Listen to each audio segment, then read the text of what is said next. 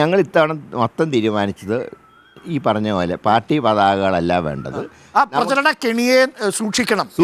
കാരണം മതത്തിൻ്റെ പേരിൽ വർഗീയത ഉത്തരേന്ത്യയിൽ പരത്താൻ എന്ത് വൃത്തികേടും ചെയ്യാൻ മടിക്കാത്തവരാണ് BJPക്കാർ, RSS.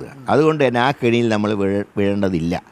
അതുകൊണ്ട് തൽക്കാലം നമ്മൾ മലബാറിലെ മറ്റ് നിയോജകമണ്ഡലങ്ങൾ ചെയ്യുന്നത് പോലെ that's A very open statement. പ്രചരണ കെണിയിൽ വീഴേണ്ടതില്ലെന്ന രാഷ്ട്രീയ തീരുമാനമായിരുന്നു ലീഗിൻ്റെയും കോൺഗ്രസിൻ്റെയും ഒരുമിച്ചുള്ള കൊടി ഉയർത്താതിരുന്നത്. പകരം മലപ്പുറത്തിൻ്റെ അതേ രാഷ്ട്രീയ രീതി പിന്തുടരുകയായിരുന്നു എന്നാണ് കെ മുരളീധരൻ പറയുന്നത്. ഞാൻ ഈ ചർച്ച അവസാനിപ്പിക്കുന്നു. എനിക്കൊന്ന് ഒരു സമയം തിരക്കുണ്ടെന്ന് എനിക്കറിയാം. എങ്കിലും ഒരു കാര്യം കൂടി, പത്മജ ക്യാമ്പയിന് വരികയാണ് 9-ാം തീയതി എന്നാണ് ഞാൻ മനസ്സിലാക്കുന്നത്.